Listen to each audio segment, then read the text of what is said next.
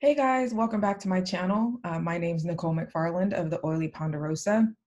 I'm coming here with you today to talk about or kind of continue on with my series of the how when it comes to using essential oils and giving you the more in-depth how, more than just the typical, which we're all familiar with, the aromatic use, the topical use, and the internal use. So we generally give that information, but we don't always go into a lot of detail. So today I want to go into further detail, and today I'm going to hit on internal use. In my last video, I talked about topical use of essential oils, and I provide a little bit more detail on that aspect of it.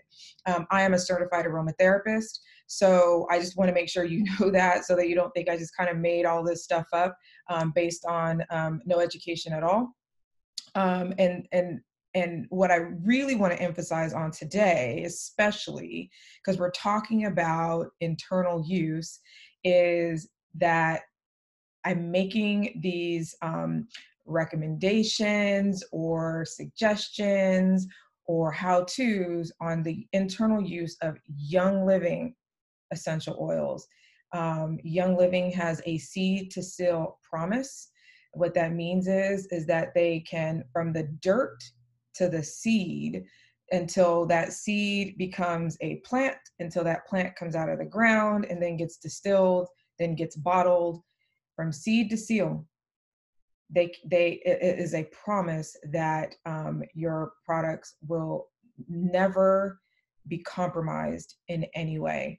There is a full-on seed to seal promise that I'm more than happy to share with you guys. I won't do that here today because I don't want to make the video too long, but I am only recommending this use when utilizing Young Living essential oils, and really Young Living's Vitality line of essential oils. And I'll get into what Vitality is. They're these essential oils with the white labels on them.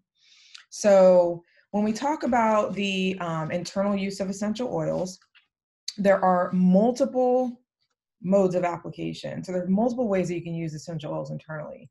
There are capsules, and this is just the high level for those of you who are like, I'm here and then I'm out, right? I only got 5 minutes for you, girl. So I'm going to tell you the internal use ways, and then if you want to stay on to see, get some more information on them, then you can. Capsules. There are neutral tablets. Not a lot of people speak about neutral tablets here in the US, and that's mostly because neutral tablets are most commonly used in French aromatic medicine.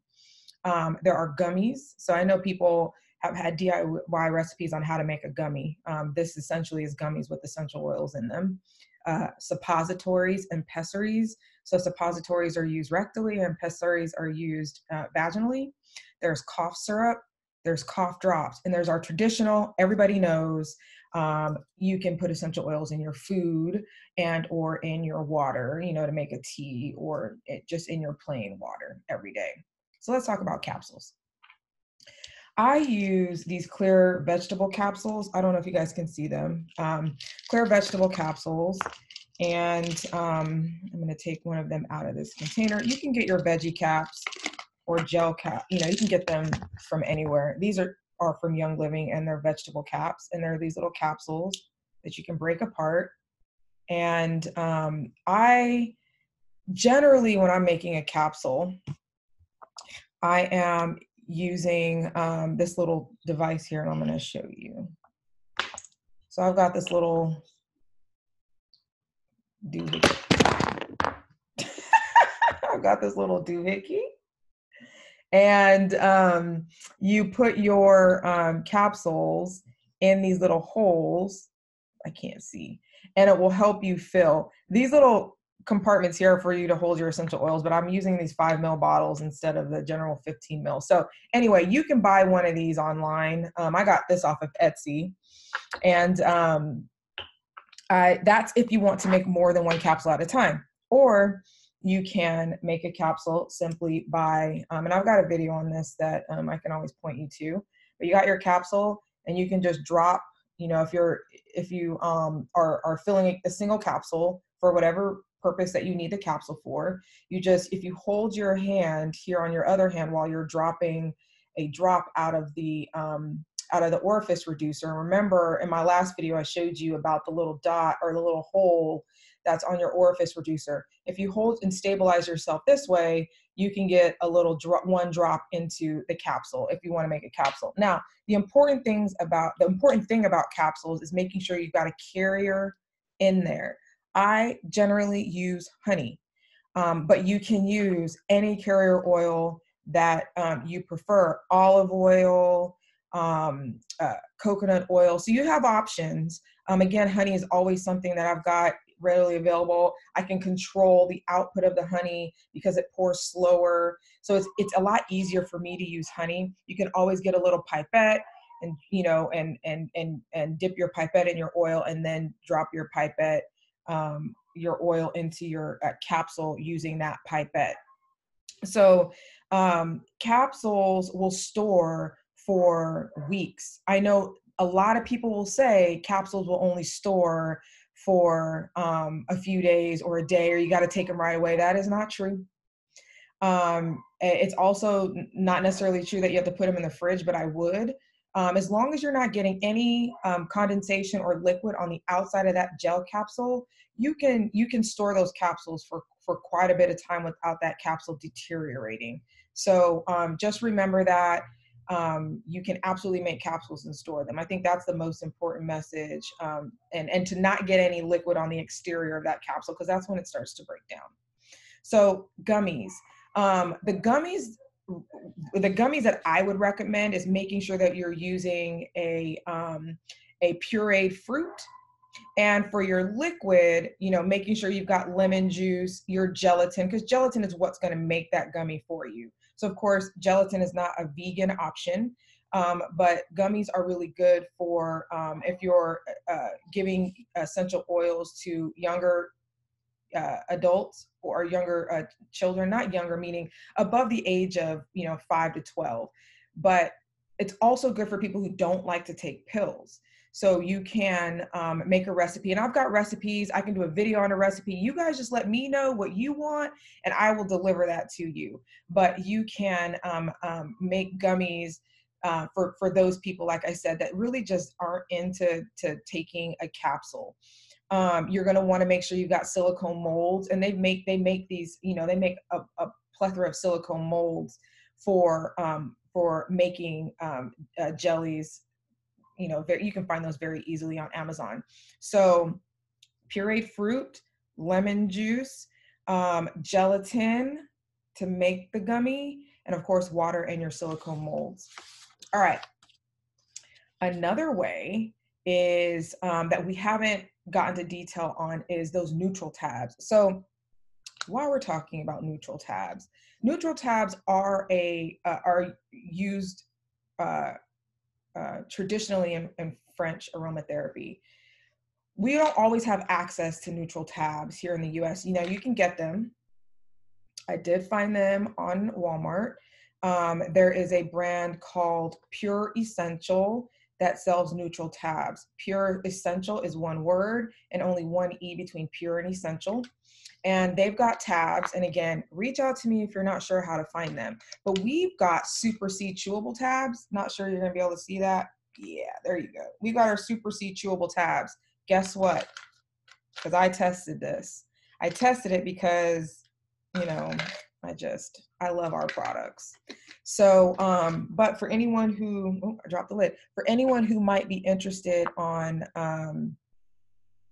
using a Super C, you can. And actually those neutral tabs are made out of vitamin C. So they're probably very similar. The ingredients weren't very easy to read. I did find them on Walmart's website, and it had a little bit of information about what the recipe or ingredients were for those neutral tabs. But so I did see vitamin C on there. So I'm wondering if they're as similar as this. I'm going to try to show you this. I don't know if I can. I'll put this up, and I'm going to drop a drop of essential oil on this vitamins or this Super C tab, and then I'm going to show it to you. Well, first, sorry, let me show you what it looks like without anything on it. See the sides? Yeah. Okay. And then I've done this for my husband before. And what these tabs do, I don't know if I'm gonna have a drop come out of this. What these tabs do, let me grab another oil. That was my blend of Vitality oils with thieves, lemon, and peppermint on there. There was a synergy of that. I'm gonna take lemon. It's a brand new bottle so that the drop will come out a lot easier. So I'm gonna drop 1 drop of lemon on here, and I'm gonna turn this bottle over so I can regulate the drop. So you see how I got 1 drop of lemon out of there? 1 drop of lemon is, and this, you can't see it. I won't even, you can't see it. This drop of lemon, I was able to get 1 drop out of the bottle solely because I turned that hole that I told you about last week, I turned it around to the top so that I can pour it out of the back. And so I can regulate how many drops come out. Now this is a neutral tab, or this is a Super C, and I'm going to show you. You can see how the oil is absorbing into the tab, right? So it's absorbing in there. So you got to let it sit and let it absorb. What these tabs do is enable you or give you another vehicle to get an essential oil into internally. Now, I waited, it's dry, it's no longer going to get on anything. So I can add another drop if I want to, but if I don't, I can eat this. I would eat this right now, but I'm talking. And Super C is is not chalky, but you know, it's a chewable tab. So I won't be able to continue talking. So I'll eat that at the end so you guys see me eat it and not think that, you know, I'm just recommending something for you guys to do just to do it, and I don't do it. All right. Next is, so that's the tablets. If you can't get a neutral tab, then you can get a Super C chewable. There's other chewables we have as well. So you might want to use another chewable type that we have from Young Living. All right. Next is suppository and pessaries. So suppositories specifically are indicated to help with supporting your systems when you've got like a wet cough, obviously for hemorrhoids. And I'm not suggesting that these suppositories will treat you, but they will support you at times when you're experiencing situations like that. So suppositories are best made with cocoa butter, and pessaries are best made with coconut oil because coconut oil is cooling. Again, got plenty of recipes. If you guys want a video on a DIY on how to make these suppositories or pessaries on your own, I'm more than happy to make them. Reach out to me and let me know. But I won't bore you if you don't want to, you know how to make them. But again, the thought is when you're making these recipes that you want to have, you know, at least 2 drops of essential oils per dose. So with your coconut oil for your pessaries or your cocoa butter for your suppositories, you'll add a carrier oil into that blend. And in fact, you can add powdered herbs into these blends as well. And I fully advocate for the synergies that you'll get with the essential oil blends that you make in addition to herbs. They both have their place in aromatherapy. And I highly recommend when you're making, you know, suppositories or pessaries or some of the other things we'll talk about, that you consider herbal herbs as well. One of the things we're going to talk about next is cough drops and cough syrup. Again, got recipes, can make a video if you'd like. The most important thing about cough drops and cough syrup is the sugar. In cough syrup, what's most important about the sugar in cough syrup is the preservation factor. So it acts as a preservative. And you can use honey. So if you're, especially with cough syrup, so if you're making a cough syrup and you're like, I ain't got time to make a full, you know, cough syrup recipe, which it's a more lengthier recipe when you're making cough syrup. You've only got a few minutes. You want to make, you can warm up some honey and heat it up slowly. I'm not recommending you just like pop some honey in the microwave. First of all, don't use a microwave. Don't use But you can, you know, heat up some honey, uh, drop your essential oils in that honey. And of course, the recommendation for cough syrup and cough drops is, again, 2 drops per dose of essential oil in the final product. When you're making cough drops specifically, because you've got to heat that sugar up and the rest of the contents, well, really the sugar and the water, you got to heat it up to 300 degrees. There's some expectation that you'll lose some of the essential oil in that recipe, or in that at that temperature. So you're going to add a little bit more essential oil to your cough drop recipe, in order for the end result to be 2 drops per, you know, little cough drop. When we're talking about water in your cough syrup and cough drop recipes, I really like the herbal water. So like taking your herbs, let's say ginger, chopping your ginger up real fine, not fine, but, you know, small, and boiling those that ginger for, you know, 20 minutes, and then using the water from that, from boiling the ginger, and then using that water in your cough drop recipe. That enables you to get even more benefit out of the product. You can also use a hydrosol. So hydrosols are what might hear them be called floral waters. So it is essentially the water that's the end product of a distillation of essential oil. So essential oil plant material is distilled, and what separate, you know, the end result is the separation of oil, which is essential oil and water. So in that water is constituents that are water soluble from the plant material or the essential oil distillation. So hydrosols are good. Creating your own herbal herbal waters using herbs. All right, and then lastly, and I think I'm gonna let you. Lastly is food and water. So you can season your food with essential oil. So like I said, Vitality essential oils, we've got oregano. You can use oregano. I highly suggest, when you're using an herb essential oil like oregano, that or thyme, as an example, because I've made this mistake with thyme. Oh my gosh. Well, my husband did, but I ate the end result, is using a toothpick first. So taking a toothpick and putting it in that larger hole, you know, getting some oil on the toothpick and just doing what they call a toothpick swirl. For recipes that you might be making with lemon, they're a little bit more forgiving.